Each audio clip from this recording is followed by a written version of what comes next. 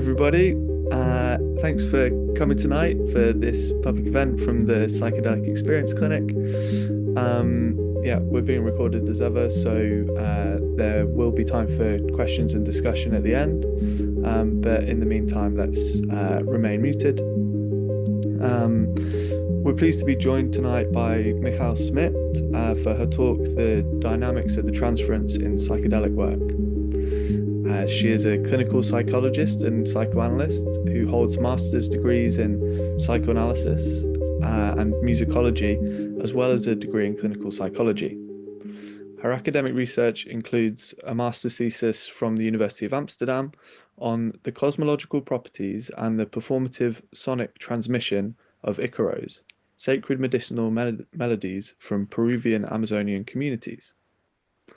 With a decade of experience working with psychedelics and specializing in psychedelic preparation and integration, she's currently a psychedelic integration therapist and clinical consultant for leading organizations in the field, including ICEERS and Nectara.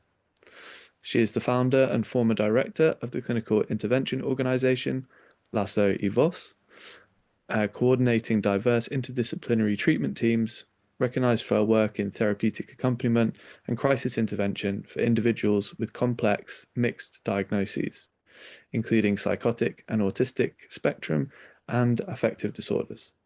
She's an international lecturer and published author in her field. Over to you, Mijal. Thank you very much.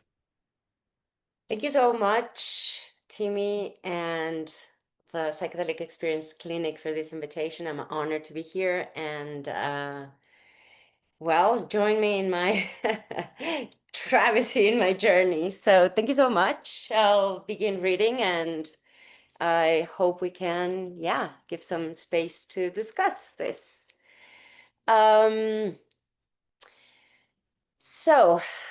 inquiry into transference and psychedelics arises from an ongoing work with individuals who, after experiencing a journey with these potent molecules, encounter confusion and heightened distress compared to their perceived initial state. In the pursuit of understanding the mechanism underlying psychedelic effects and their long-term psychic imprint, I pose the question of how relational dynamics intervene in ceremonies and subsequent integration processes. As I endeavor to do so, I have encountered significant challenges, as I must establish that there are distinct dimensions and dynamics at play in psychedelic exploration that psychoanalysis does not and can't address yet.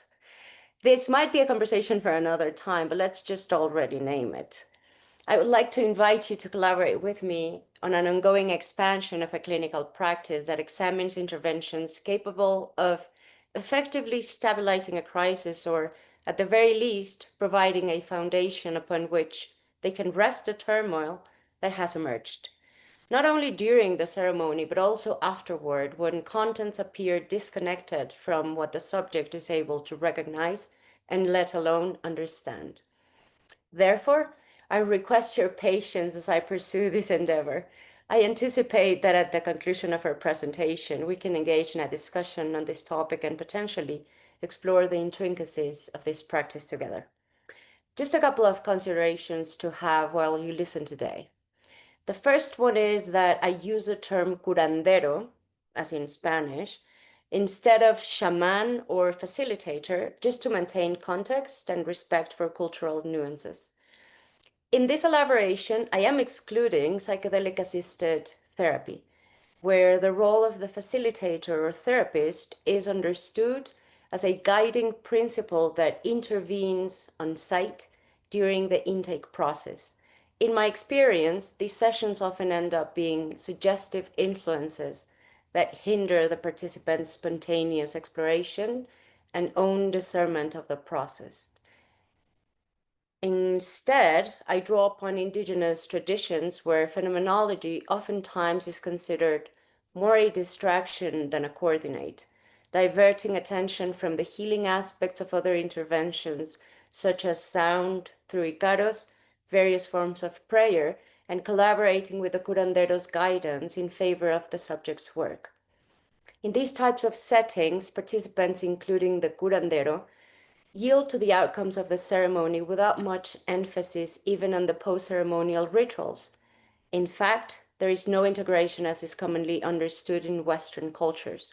If there is any, the significance lies in the interactions between the ceremony participant and the forces that the curandero mediates in other worlds and dimensions.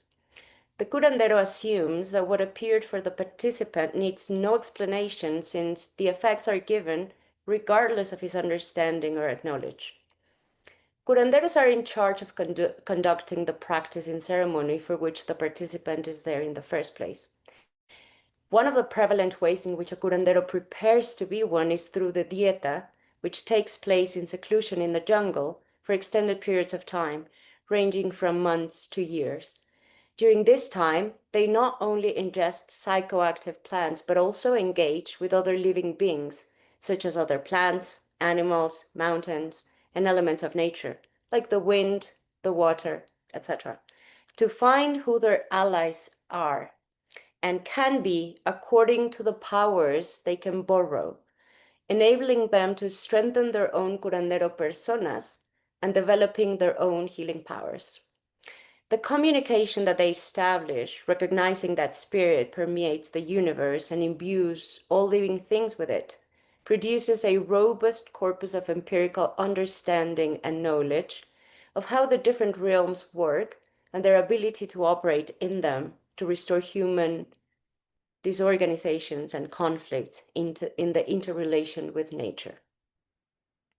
This journey also facilitates the establishment of relationships with other curanderos from different regions of the world, which also lend their powers and capacities acquired through their own preparation and particular alliances.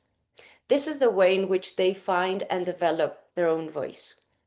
When curanderos enter ceremony, they summon these powers to facilitate the intervention of higher and more specialized forces, like ancestors and even divinely interventions that produce effects on people and the world at large. Indeed, they perceive themselves as acting in community and exclusively within this context. However, the concept of community encompasses not only individuals, but also the entirety of existence. The mediation role of curanderos is of utmost importance, since it is because of this function that they can operate, sometimes as a filter, others as an enhancer, and other times as a regulator of the potency of the properties of these other beings. It is present how, up until now, there is a great amount of beings involved already in the construction of the function of a curandero. We often hear in contemporary psychedelic work that healing is in community. Yet, strictly speaking, the people who gather in ceremonies do not constitute a community per se before the ceremony, and it is in no way the same type of community that in traditional settings are referred to. So this to me raises the question of what produces the effects of this practice and how are they sustained over time if so? Is it the community itself, the plant, the curandero and allies, or brain activity? Or is it the transference to either of them or the subsequent intervention of an integration therapist or facilitator who can help elaborate the meanings of the contents that emerged? I'm aware that I am touching on the contemporary aspects as well, since it is in these contexts that integration is suggested and requested. Up until now, science has catch up with ancestral knowledge to a certain degree, and we are now aware of the numerous effects that psychedelics have in brain activity, despite the fact that we still need a lot of research to understand and discern long-term effects and detailed differences in subjectivity and physiological effects at large. Then this allows us to ask why the investigation into transference is relevant. In this regard, I feel compelled to structure my comprehension of the setting in relation to the concepts of transference as expounded upon by Freud and Lacan. It is important to first entangle a bit of our understanding of what demand is and how it works. Transference holds significance not only within the context of psychoanalytic work as the initiating condition for analysis, but it is also the consequence of human relationality. This is the first linkage between the analysand and the psychoanalyst, and then the demand appears in the scene, just immediately and almost as part of that same transference. The demand is directed towards that who is thought to be one that can do something about that inquiry, the pain, the anguish, the discomfort, the confusion, etc. It is because there is demand that we notice there is transference. And at the same time, the demand will be the thread that will organize the quest of the subject about his own relation to himself, others, and the world. There is a conscious demand that can be explicitly set to the analyst, and throughout the work, other unconscious demands will arise, giving way to the characteristic circuit of the drive, or in other words, the launching of desire in a loop fashion. Transference and demand are directed towards a specific subject who, at the beginning and oftentimes after a long while, has no clarity about the traits that pull the analysand's interest. It is as if the work unfolds that these will become evident. It is as the work unfolds that this will become evident. In psychedelic work, the demand is called intention or expectations. The participant is encouraged to set them as a North Star for the duration of the ceremony. They also have the effect of calling out loud the reason of their attendance, that from which they wish to obtain answers or resolutions about. This is what we could call transference. Is as well directed towards the plant and the curandero, perceiving them as the sources of the healing potency and properties they sought. These intentions are what we can understand as demand as well. The demand for psychoanalytic work not only allows to sustain a type of approach that considers that the subject doesn't know what he doesn't know about himself, but also that his constitution as such has taken a lifetime. So no magic remedy can undo the force of habit and context and structure, I would say. Moreover, the possibility of sustaining a type of work that is interested in causes and reorientation of subjective positions, such as psychoanalysis, requires the space in time to allow the unconscious to loop as a means of launching that desire and repeat what has not yet been symbolized. The intellectual history of transference in the works of Freud is not merely the refinement of a single clinical concept. It is a compelling narrative of the birth of psychoanalysis itself. It documents a profound shift from a static, almost archaeological model of uncovering buried memories to a dynamic relational model centered on the reenactment and ultimate resolution of the past in the immediate present.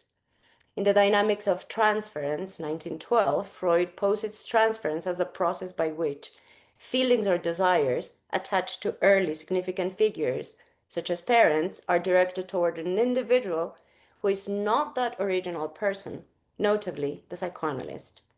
This redirection is not random. It follows pre-established unconscious patterns. Freud described these patterns as stereotype plates, which are repeatable and repeated preconditions for falling in love or satisfying instinct. These instinctual imagos formed during infantile life and variations in sexual development dictate the subject's fundamental modes of relation to others and the world. Freud came to realize that the past is not a static object to be recalled, but a living force that is actively and unconsciously repeated in the emotionally charged arena of the analytic relationship. The function of analysis in the Freudian model is to compel the patient to convert these repetition, acting out with the transference, into a process of remembrance and verbal elaboration. When effective, this allows the patient's original illness to be condensed onto the relationship with the analyst, forming a manageable transference neurosis. The analysis of this repeated historical past is recognized as the most effective element of psychoanalytic treatment, at least in the beginning. The cathartic model assumed a simple process of historical retrieval. Find the memory, release the affect, and the symptom vanishes. Transference shattered this model because it was not a memory from the past, but an action in the present. The Freudian technique emphasized the duality of the relationship between the patient and the analyst. It focused on the interest in the analyst as an individual, recognizing that the analyst represents early objects for the patient due to specific traits that the analyst identifies in the analyst. Consequently, the analyst recognizes its repetition. The initial goal of seeking cure or healing in any setting is intrinsically linked to the repetition of archaic demands for satisfaction from an omnipotent object. If Freud's Schablonen or the tableaus define all future relational patterns, then the subject entering a powerful ritualistic space, such as a psychedelic ceremony, inevitably applies a predetermined template for encountering the other, be it the plant or the curandero. This inherent structural tendency means that the demand for cure is not merely a conscious expectation, but the activation of the deepest imaginary demands rooted in this early need for satisfaction. The inevitable failure of the plant or curandero to deliver satisfaction perfectly, according to this archaic template, explains the subsequent frustration and blaming observed in post-ceremony crisis. The psychedelic event, far from offering a clean slate or direct resolution, activates these profound imaginary demands for wholeness. Freud reasoned that if an individual's need for love is not entirely satisfied by reality, he is bound to approach every new person whom he meets within libidinal anticipatory ideas. To go with Lacan, in his return to Freud, he dramatically reconceptualized transference by subordinating the Freudian emphasis on libidinal objects and the ego, which is the imaginary, to the structural dynamics of language, the symbolic. For Lacan, transference is rooted in knowledge, structure, and desire, shifting the focus from the analyst's role as a person to a function as a placeholder for the subject supposed to know, introducing a third element in the relationship with the analysand. It is the unconscious attribution of knowledge what initiates and sustains the analytic process, acting as a primary motor for the cure, alongside the analyst's desire. Lacan critique practices that remain trapped in the imaginary order, where the analyst becomes merely the object of the analysand's identification. Lacan further complexifies transference by introducing the analyst's function as a placeholder for the objet petit a, the object cause of desire. The object A is not a perceivable object, but represents the structural lack, the hollow, a void, at the heart of the subject's splitting, around which desire ceaselessly circles. It is a fantasy that determines whether desire operates within the pleasure principle or beyond, in pursuit of an impossible, excessive jouissance. The ultimate goal of analysis is the traversal of the fundamental fantasy, moving toward the absolute difference of the subject rather than mere identification with the analyst. This means that the analyst must ethically refuse to provide the knowledge or meaning that the subject demands, the fulfillment of the imaginary subject supposed to know. This ethical refusal is critical when confronting the structure of integration practices, which often rush to provide semantic fulfillment. The psychedelic subject's demand is for immediate meaning and fixing, and when this fails, the subject supposed to know is shattered or rebuilt. The integration therapist who steps in to offer interpretations risks re-erecting the subject supposed to know, thereby preventing the subject from experiencing the necessary structural collapse. The recognition that the other does not hold the ultimate knowledge or guarantee the meaning of their suffering. The direction of the treatment is structurally geared toward the destitution of the subject supposed to know. The goal is not self-knowledge, but a confrontation with the limits of knowledge imposed by the subject's insertion into language. Lacanian practice consistently aims at deflating the ego, the domain of imaginary identification, rather than strengthening it, in contrast to some post-Freudian schools and the current provision of psychedelic integration practices. The analyst must refuse to support the analysand's imaginary identifications. This requires the analyst's desire to be properly analytic, neither moral nor epistemic, focusing solely on fostering the patient's own desire and agency. By withholding interpretative closure and providing oracular responses, the analyst ensures that the subject must question their own speech and notions around the ideal of completeness. Conclusions. In psychedelics, the intentions or the demands span from a ludic exploration to the discovery of a cure as an immediate and complete intervention on its own. While they structure the work in practice, more frequently than not, they manifest as imperatives, characterized by an urgency and concomitantly an intense need for relief through the influx of a more potent, effective, and efficient input perceived as outside the subject's doing.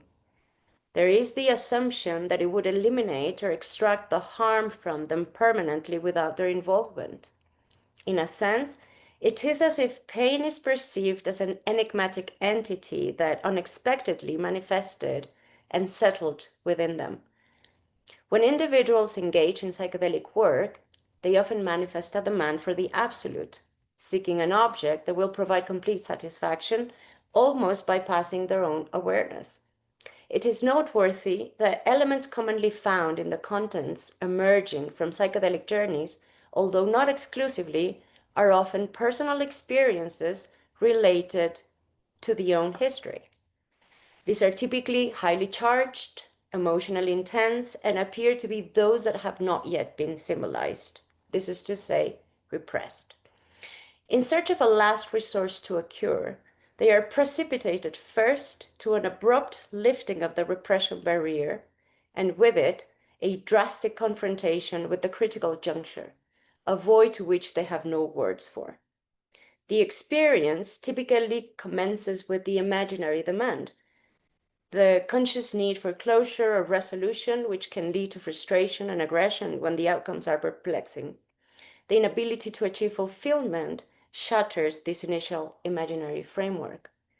Upon the onset of psychotomimetic effects, there is an absence of language capable of adequately explaining or comprehending the perceived phenomena. A multitude of phenomenological motives emerge, each lacking definition or meaningful interpretation. Some of these phenomena may be entirely unfamiliar to the consciousness, while others, although culturally and socially relevant to plant work contexts, potentially being experienced for the first time.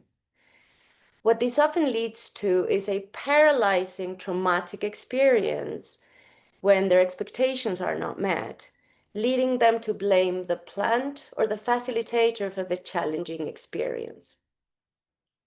In a vast recombination of these signifiers that encompass sounds, images, sensations, and overall a perceptual phenomenology, plant work addresses cultural invocations, social remembrances, and personal elaborations, all fused at once in a totalizing experience. With this intricate tapestry, it becomes exceedingly challenging to discern what is their own, what belongs to others, and what simply cannot be explained due to the absence of language or because it surpasses the capacity of ascribing correlational meaning. This failure leads directly to the symbolic collapse. This phenomenon indicates a short-circuiting of the symbolic network, the linguistic structure that normally sutures meaning and enables repression. Revelations gained from psychoactive compounds are often not integrated because the necessary work of bringing the repressed into speech in an ordinary state of consciousness is bypassed. Integration requires a retroactive symbolization, Nachtragelijkheid, that the drug state temporarily disrupts. In contrast, in analysis, the dismantle of repression, the work with defense mechanisms, if anything, has its own timing, and it is by gradual approaches and even through bordering that the intervention meets its specificity. Just as in life, it is rarely the case that subjects obtain a response as a unique answer to their expectations, and what they are rather met with is an intense flooding of these signifiers and raw notions that have no direct translation. The post-psychedelic crisis is characterized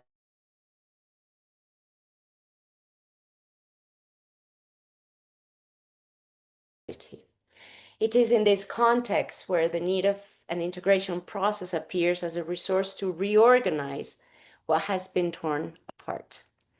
The transference that was set on the facilitator, curandero, or the plant itself is once again directed to another individual. Is it fair to assert that transference in this case is multiple? What are the consequences of this? How do the strings of transference are loosened in these recurrent shifts? The demand now is about reorganizing their psyche and bringing them to the initial state where they didn't know, where they hadn't met, the enormity of that nucleus that psychedelics reach and show with no shyness. This core is intimately linked to what Lacan refers to as the real. The real is that which precedes language. It is beyond interpretation. It resists symbolization and doesn't exist because existence is a product of thought given by language. It manifests with its particular concrete force. What is repressed, argues Lacan, is this hard, impenetrable core. There is always a core of the real that is missing from the symbolic and all other representations. Images and signifiers are no more than attempts to fill this gap. The real is the body as such, an undifferentiated mass from which the infant is pulled to life by the other's desire in a trim from this undifferentiated mass. It then builds his way up to being a subject introduced in the symbolic by means of the imaginary.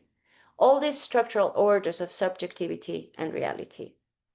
As Ellie Ragland Sullivan puts it, human beings will settle for any experience, however painful, rather than fall out of the familiarity of the symbolic into the trauma and void of the real. This process repeatedly diminishes the participants' agency in their own process, and elaborations by maintaining the notion that there is an external entity possessing greater knowledge and expertise than the subject himself. This notion is particularly reinforced when the facilitator assumes the authority to interpret the contents on behalf of the subject or even on behalf of the plant, perpetuating the imaginary notion of dispossession. It adapts as necessary based on the subject's search and liking of meaning, who ascribes to another the capacity to symbolize for them. The subject believes that the solution lies within the other without any questioning. It is common to observe in post-psychedelic work that the subject ended abruptly a relationship, a job, or a project following the plant's guidance or the facilitator's interpretation of the symbols, particularly those that constitute the imaginary, but only to look for another to whom transfer the insatisfaction of the answer, and in exchange remain only that who would please the search for a calming solution. What we find in pseudo-therapeutic New Age and pop discourse is the ever more need of nullification of another from an equation in favor of an autosufficient, independent, self-everything notion of not needing others, for anything, which is from the abolition of the all that the other represents, in this case, be it because of the inner healer or because of the failure of therapeutic disciplines on addressing and being able to actually produce significant change. Where several approaches promise a transformation, only if patients know how to control, if they can take a hold of, think that they were not able to do it differently, or that they have no responsibility of what happened to them. So instead of the creation of complete theoretical frameworks designed to fill the void left by the encounter with the fundamental lack, which provide recommendations and interpretations, ostensibly calming and soothing the subject's search, while falsely ascribing potential malignant effects to psychedelics themselves. Are we in need of a redefining what integration means? Are we not only changing the illusion of satisfaction from one object to the other with the mechanism of transference without being read nor noticed, without actually being able to recognize that the answers, if any, are in the persisting will to embrace uncertainty and unlayer the series of identifications to the ideal? This is not to abandon the subject to his anguish. We need to assume the subject's helplessness in this context, but to exchange the pleasure of the illusion of power, when they relinquish their agency to the integrator in search of a soothing certainty, and instead hold a structure where they can suspend attributions to listen to the murmurs of a joint presence to unfold truths.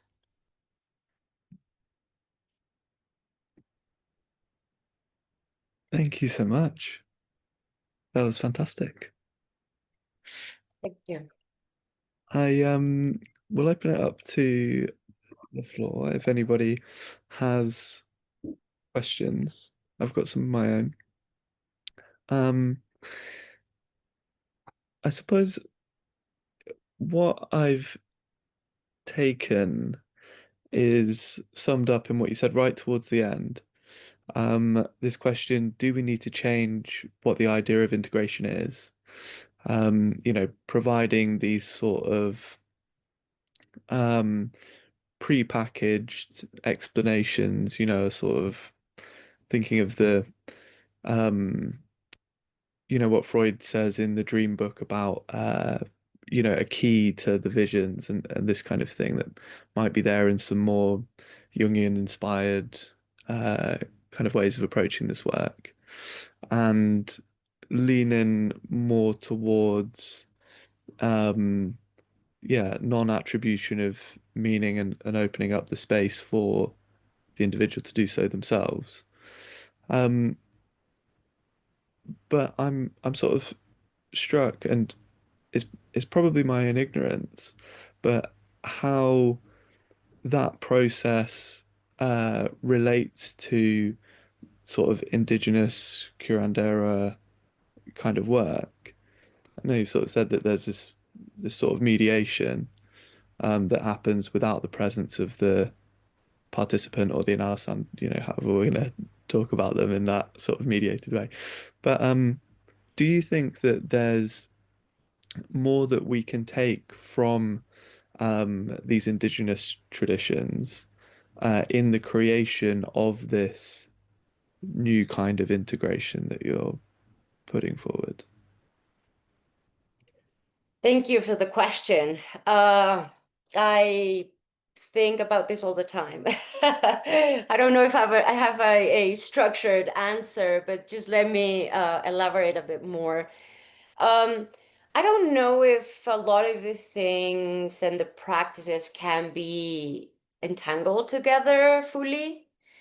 And I do think that oftentimes, well, I prefer traditional settings because I think that they're a bit closer to how these type of work has been done through ages. So I do think that the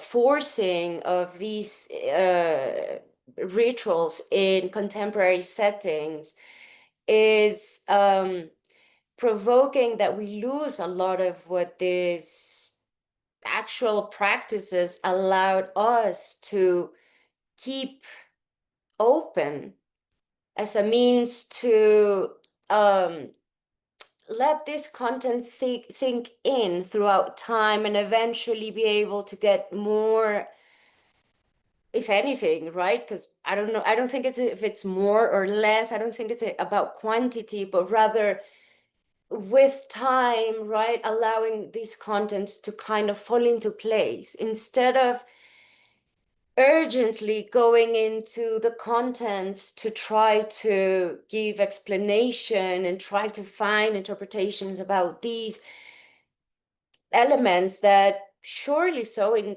many cases they're very useful. I don't want to denigrate the phenomenology. I think it's amazing. Yet I'm not sure that the some of the subjects' responses to their own suffering or their own even their own joy are necessarily in these images or in these sounds, right?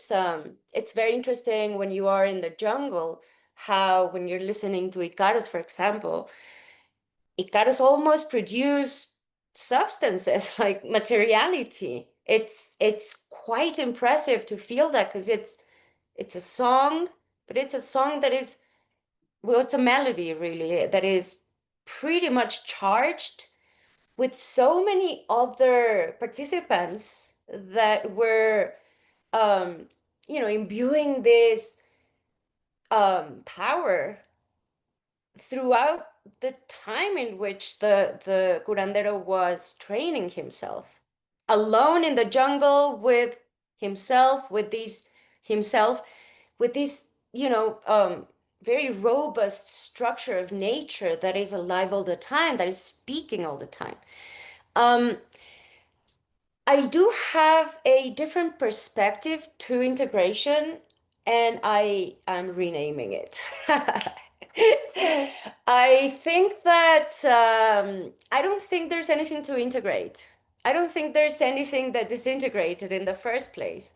I do think there is a reorganization, and I think that integration is misleading because people come to integrate with the notion that they're broken, which is something that in psychoanalysis we try to really transmit constantly, right? That there's nothing broken, we're not there to fix, we're accompanying in a different way, in different ways, right? And when people come from a shattering experience, which yes, can feel like a breaking point for sure, they come broken and but not disintegrated. I do think they come disorganized because on one hand they don't recognize what was there before because they only trust consciousness to provide information, knowledge about themselves. And this is what they bring to the space for someone else to organize it or to fix it. And when we are listening to the contents that emerge rather than only the phenomenology, right? The contents in terms of, I mean, that's my experience, right? The contents that the person brings to the session, if we listen closely to them, they will come back to their history. They're not far away from their history. And oftentimes in different circles and in different talks, and there is this fascination for the phenomenology, right? I remember being in one of these ceremonies and I was so flabbergasted by these images. And I went to the curandero a long time ago and I was like, but I need to tell you what I saw. And there was this snake coming out. And he was like, sure, sit down. And I was like, ah, but this is so important to me. And I was like, sit down, listen, look at the fire and pretty much shut up. And I was like, okay, I'll do as I'm told. Went back, sat, and started listening. And when I started listening, and this is something that they say, right? It's not about this imaginary, which, if we can sort of translate it into psychoanalysis, into psychoanalytic notions, to me, this could be the imaginary in full. Also, the real, right? That is where I'm still building what it is from which order. Um, but what they say is that when curanderos train themselves, right?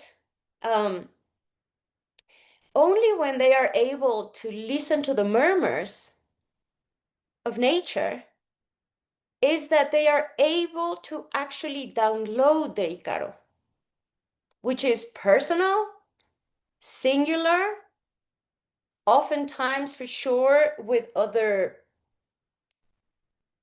with shared notions from other beings, yes, and powers, etc. And there are so many Icaros for everything. But it is only there when they listen, when they can shut down all these fantastic productions, and they can somehow just sit still and listen to what comes from within. So, to answer your question, um, I do think that if we are providing people just because we are scared of the experience, which we can be, they're strong, right? Oftentimes they're really scary.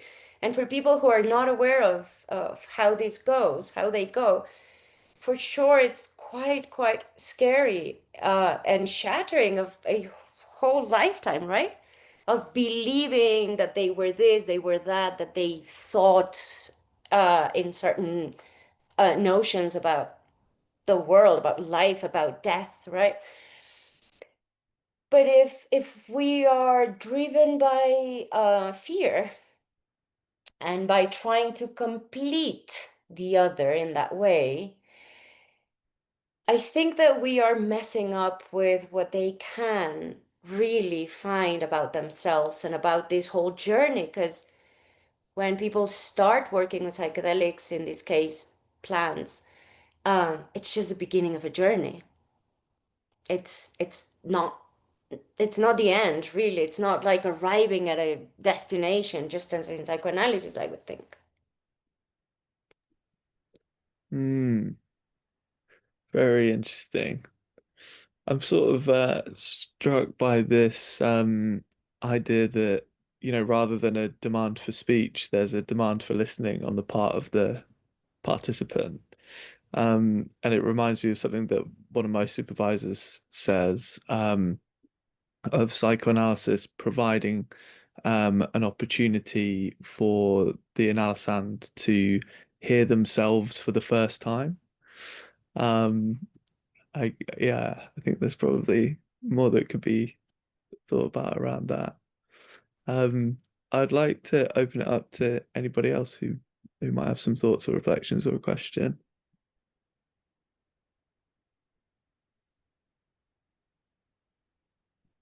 I feel that there's many questions and I'm still developing the language to know how to ask what I want to ask, right? It's a little bit slippery, I find some of these like terms and worlds.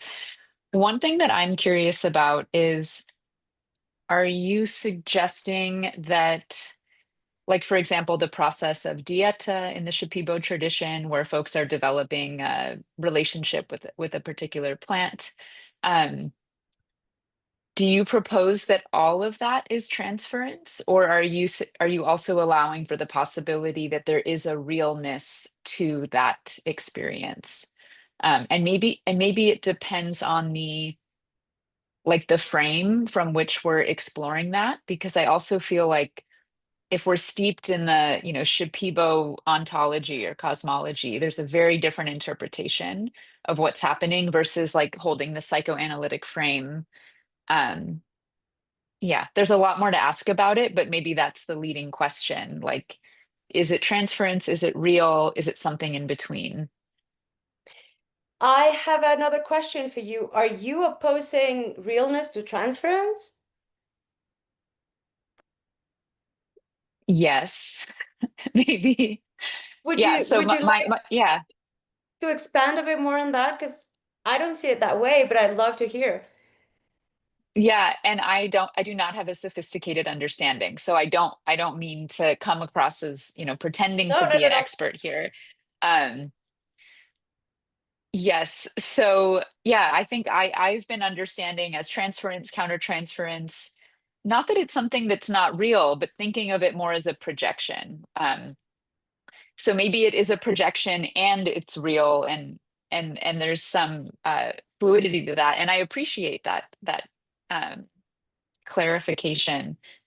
Um, I guess that the place that my question was coming from is this place of having having had some of these experiences and really feeling that in some of those processes that it felt very real, and it felt not that it was something of my own imagination that was created, but that there was a very real world, that that the Shipibo kind of understood and held and were expertly navigating.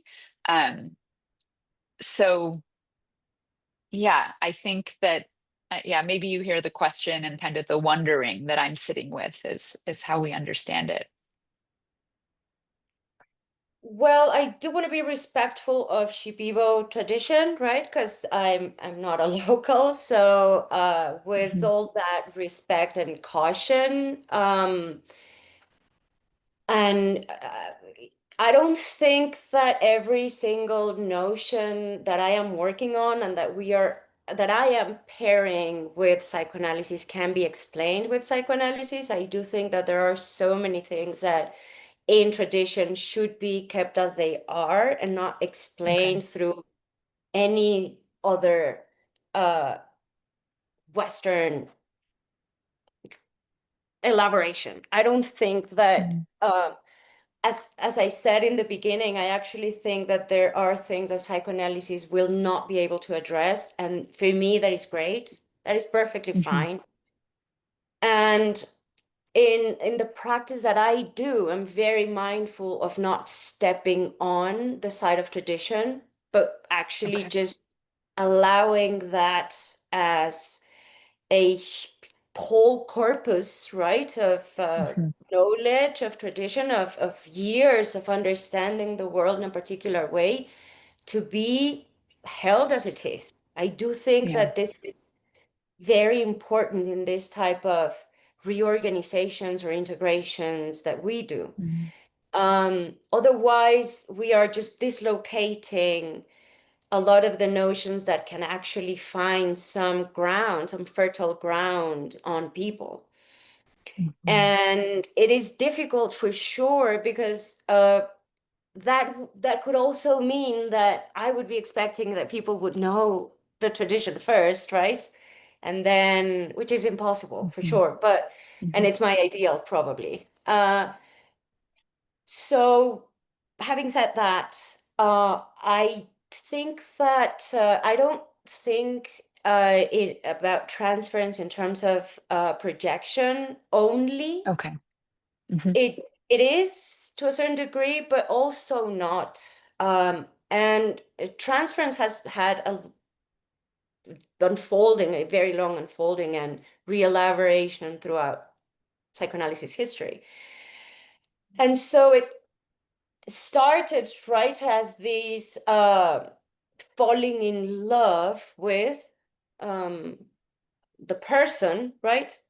Mhm. Mhm. And from there, thinking, well, they can't love the person of the analyst because that's not the person that they are actually. You can't love someone you don't know, kind of thing. Mhm. And then they said, well, but then how can we explain like these very strong linkages Mhm. to these person, right? And then it came the notion of that of the projection, so that the person, the Mhm. patient, was actually projecting these early experiences with the objects of satisfaction onto the analyst, Mhm. right? And in that Yeah. repetition, the patient would find some type of satisfaction that kind of was the idea of repeating it. Mm. I also, from the perspective that I work, don't take very much into consider. I do take it into consideration, but I don't talk about it with patients. Mhm. Countertransference. I only Okay. work with countertransference in my control. So that's Mhm. the name for supervision in the Mhm. Lacanian word, which is horrible, but I haven't found another word. So Mhm. um, I do work with it in my own control, that it works for me, right, to understand what's going on. And oftentimes I have found, and I don't say this, others say it, that countertransference help us uh, recognize how the patient is going through a lot of these situations in their own lives, right? But not in a way that I'm trying to help the patient understand something about this relation. Why? The elaboration that Lacan did on the transference, on Freud's transference, was that it didn't have to do with the person of the analyst. It actually had to do with the function as such. And it wasn't, and this is where as well I'm trying to elaborate things, because whereas in tradition there is a relationship with the plant and there is a relationship with these animals and forces of nature, and the curandero establishes relationships with the plant and other allies, etc., in psychoanalysis there is no relationship. There is no you and I, but rather, Lacan would say there are at least four, right? But we're not getting there. We're not going there, but at least there are three, which is yes, the subject, so the patient, right? The analyst, and there is language where the unconscious moves as well. And that would be like the third place, right? That place has changed as well, etc. But mainly that's like the notion. So, and it's not an artificial, well, it is an artificial place if you put it in that way, although the unconscious is not artificial as such, although you do have to at least believe that there is an unconscious, there is the petitio principii, as we call it, to, well, at least it exists. I do think that it can be heard, listened at, and it's quite visible. So I don't think that transference is artificial, nor something that someone just imagines.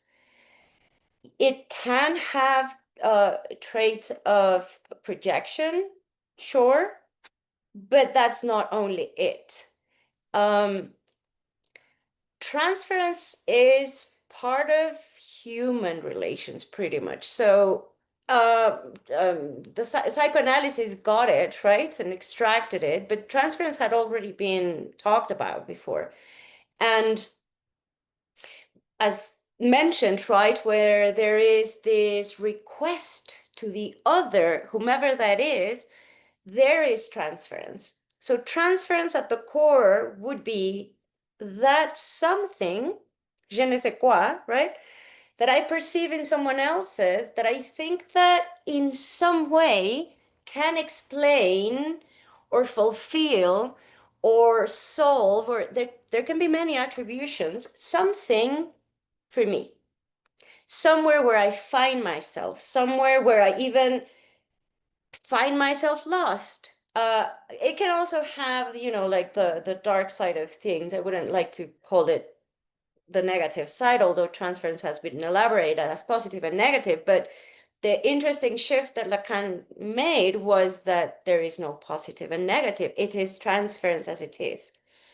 So, in respect for the Shipibo and other groups, I don't think that they will be talking about transference at all. I bring it up because when people come to my office to integrate, to reorganize, I wonder how to understand transference and how to. I'm very careful on not touching the transference to the plan, for example. But I also work with it as oftentimes people like to come to say that it is because of the plant that they will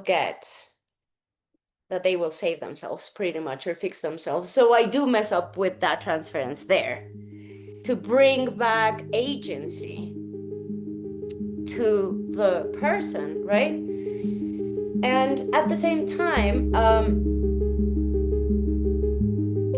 in the Shipibo world, it's just so big, right? That I don't think that we'll have the time today, nor will we be able to translate it exactly. But it is also as how does this transference, to me, the question is, how does this transference shifts from the plant, the curandero, right? Because oftentimes people come to sessions saying, well, the curandero did something to me. I mean, not in the real way, right? Which happens as well, but they did something like spiritually, or they, and there are some people that they don't know how to mediate between these worlds, and the contents of these worlds, that's not my topic, right? And oftentimes when we go deeper into what's going on, we find out that a lot of the events that are still present were already there in the first place, but they weren't acknowledged. So instead of directing this towards the plant as the failure, or towards the curandero as incompetent, oftentimes this can be reframed, which is very important so that someone can actually reorganize, because it can be reframed into, oh, this was there already.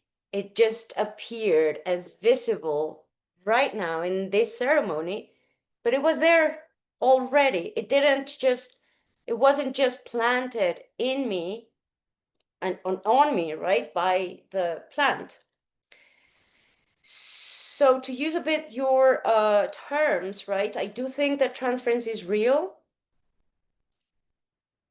And the thing I think in psychoanalysis, for the analyst at least, is to recognize what are the traits that made that transference occur. Because that is where clues of the patient's, I'm going to put it this way, trouble are. So in the traits of the traits that called the analysand to work with a certain analyst, tells a lot about this analysand's history and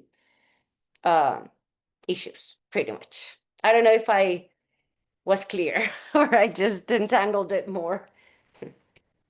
Yeah, I imagine this is something we could talk about for weeks, right? So, yeah, I think initially it definitely is helping to expand my knowledge, and yeah, and is generating more precise questions that I'll share at a future time. Thank you. Has anybody else got a question? Or before I ask another? Go ahead, whoever. I haven't got a question, but well, it kind of is a question. I have a client at the moment, and I don't want to share it obviously because we're recording, but the question is, I would love to talk to you and have a supervision session at some point. I'm just bringing it now because I just think it would be fantastic.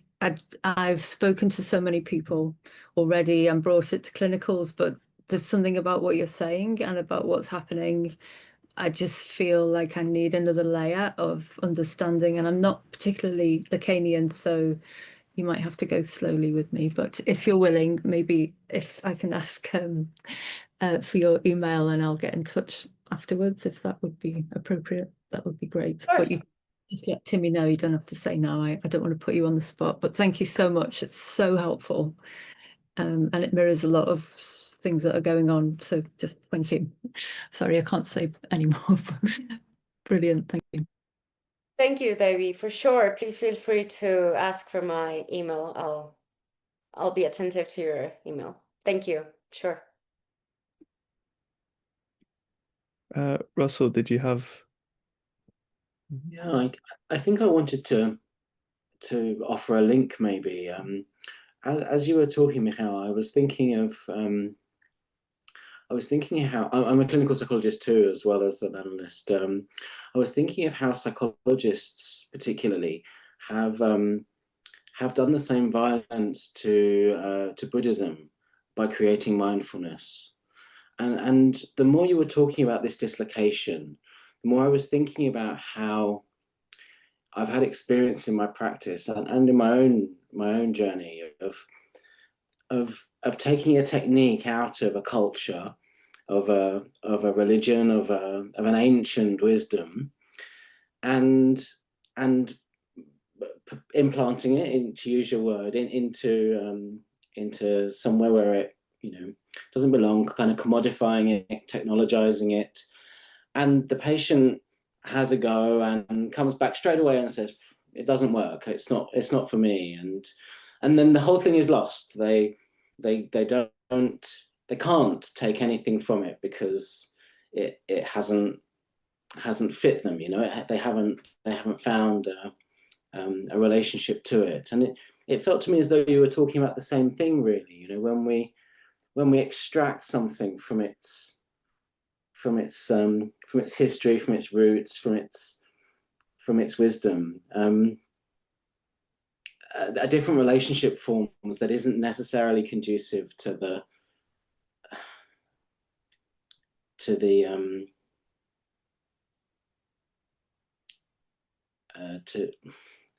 effect, I suppose, that the thing has in its natural place. Am I making sense?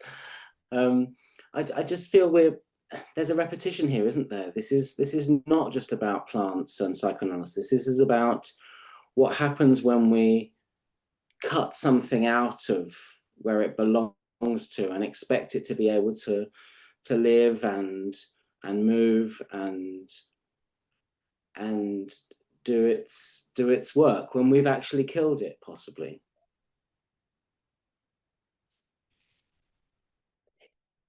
Thank you for perceiving that. It's a huge struggle for me all the time. I mean, not struggle really, but I am very aware of just respecting these two practices. So I do work with them in parallel. I do call it as a blending in, but I really don't blend them in at all. I do just take them both at the same time. I do think they can coexist, for sure. And some things they just cannot be translated.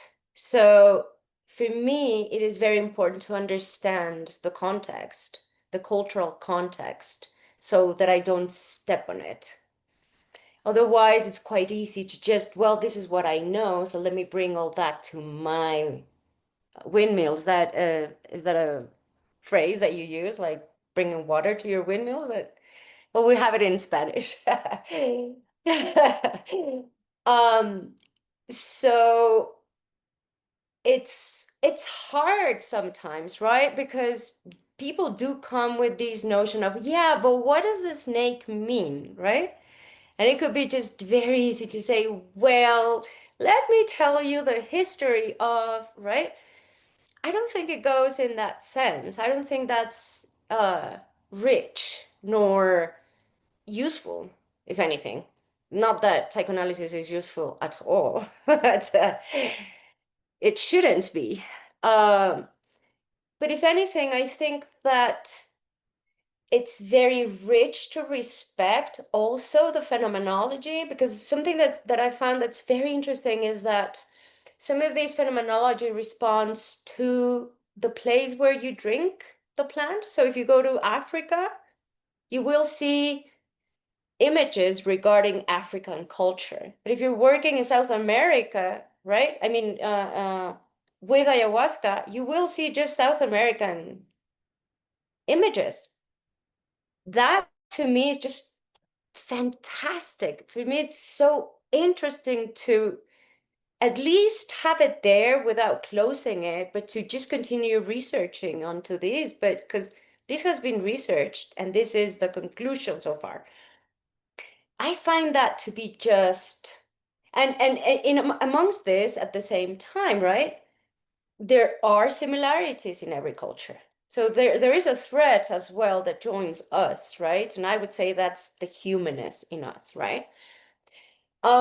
So for me again is yes, I think that that's why I didn't want to go into psychedelic assisted therapy, because I've heard things that have hurt people more than helped them. So imagine being in and I don't think that you can drink ayahuasca in a room with blindfolds and a playlist. I find that to be very aggressive and useless. And I do think that that can make people get stuck in a lot of things. And that is just out of, I'm not moral, right? I'm not talking about morals, but I'm talking about ethics in terms of that. Um, it will not be the same. I mean, if you do consider the spiritual side of plants, right? And I'm Mexican, so I understand what that is in terms of psilocybin, for example, or peyote, right? If you are going to do the if you're going to interact with these molecules, it's for me it's necessary to understand the cosmogony, right? Because you in the cosmology, because you need to understand the spiritual aspects of them as well, because they are at play during the work. It's not just images, it's not just hallucinations. These are spirits in that way. Can I explain spirits from psychoanalysis? Of course not. Would I like to? At all. At all. Can we explain religion? Yes, some tried, and they ended up saying it was neurosis. Yes, but it saves lives, right? So I don't think that the categorization of a lot of things is useful. It just closes the possibility of actually elaborating much more, and we lose the richness of life. So I do think that if we are able to keep these notions at the same time together, juggling with them and being playful about these notions, that is where plants open up universes. That is where plants move. That is where spirits live. That is, I think, the core of a lot of things.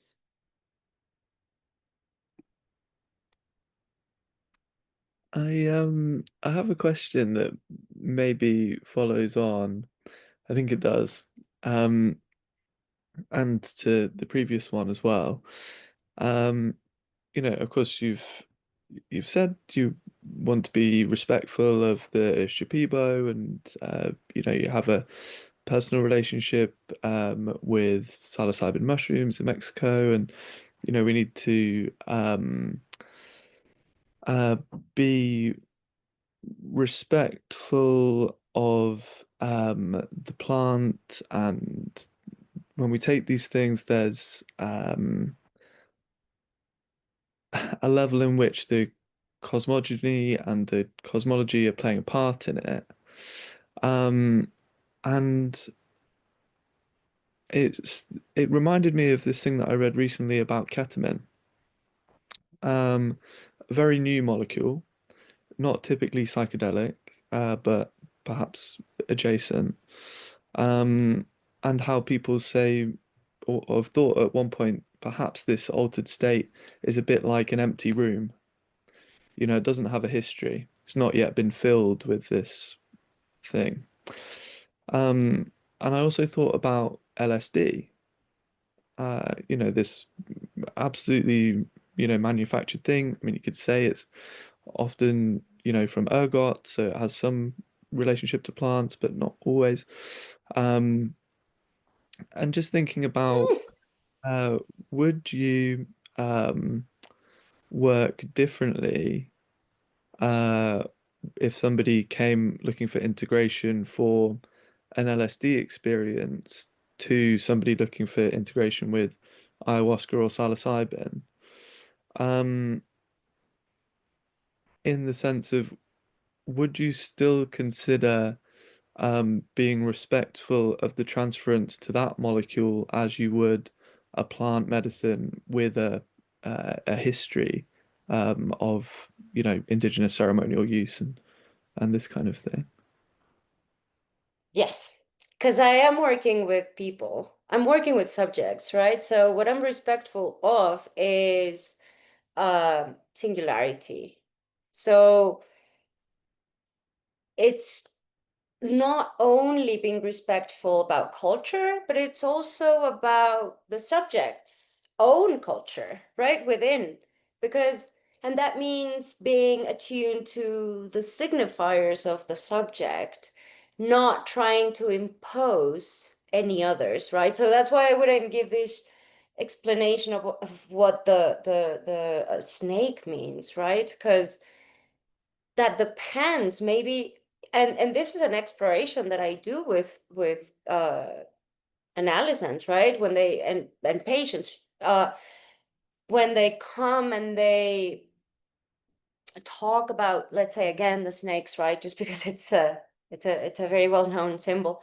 I'm not go I depends, right? That very much depends, but I wouldn't just stay in the fantastic tales about snakes, but rather in the context of that singular history, how this element has come up for them.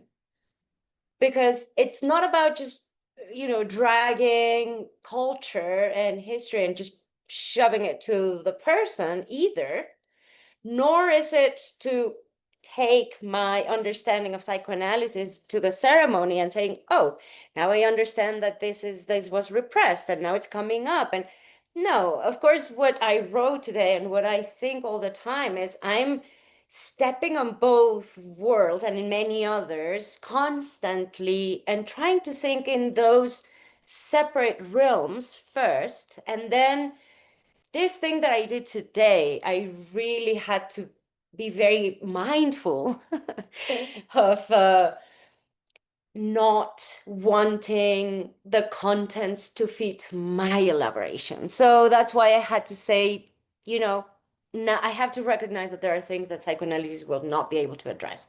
Just as I will not be able to tell yet if in tradition, what they say about the hallucinations is that rather the veil falls down and you're able to see what reality is, right? And if we take that into psychoanalytic terms, I would say that those are the real, those are elements that fall into the real. And how is that linked to this adult? Because the real doesn't come in, it didn't start being adults, right? As I said, it's the cut from the mass, right? And then the real, of course, it's not age related, but how then? And I think this is just might be another topic, but how do we explain then without forcing or ripping out the notions that have their own place so that they fit a need for understanding or a need for elaboration? So if someone is talking about LSD, then I'm not going to say, oh yeah, well, Hoffman, who cares really, right? It's not about bringing tradition and saying, hey, you should be aware of cosmology at all. It's not, this is not a lecturing, this is not lecturing the patient, right?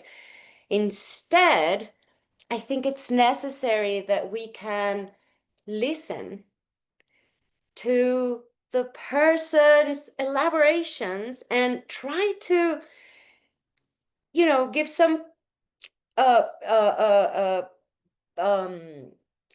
how does it call, like trying to provide the space so that that person can elaborate on their same contents. I work a lot with psychosis, so of course if someone is telling me, well, the snake suddenly entered me and then I'm not necessarily going to go into the fantasy of the snake entering and producing this and this and that, because who is the person I'm working with? I need to be very careful of what I work with and how, in the understanding that something that I've seen a lot is a lot of people with psychosis after an intake. And that's a very hard thing, because if someone who doesn't have psychosis comes and talks about the visions, you would think they're psychotic, but they're not. But to make the differentiation for from the person who actually has psychosis and at the same time had the visions, that takes a lot of discernment to understand what were the visions, what is delirium, what are hallucinations as such, etc. So again, I think the work has to be tailored. It's being built in singularity, nothing extensive in terms of a dictionary of meanings for the practice of ethnobotanics. It helps me work with contents, yes. Do I lecture the patient of what they should know? Of course not. If that's if that makes sense. Thank you very much. I wonder if anybody has any final thoughts that they want to put in, and then Mijal, if you want to say anything else to wrap up. Any final thoughts from anybody? Well, yeah, unless you've got something you'd like to leave us with.